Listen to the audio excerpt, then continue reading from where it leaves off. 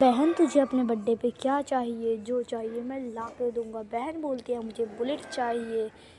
तभी हल्क दिल्ली जाता है, लेकिन ऑनर उसे गरीब कह के हटा देती है और मना कर देती है। तभी हल्क बोलता है, अबे यार, एक दिन ऐसा आएगा जिस दिन मैं खुद बुलेट खरीदूंगा अपने पैसों से।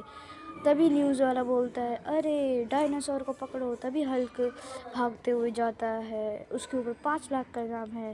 तभी हल्क दौड़ते हुए जाता है और डायनासोर को पूरी तरीके से ख़त्म कर देता है।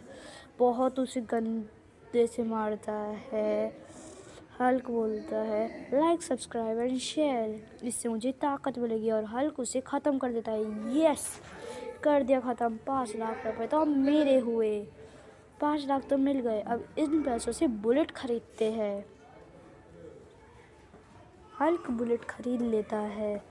उसके बाद हल्क जाता है ओनर के पास और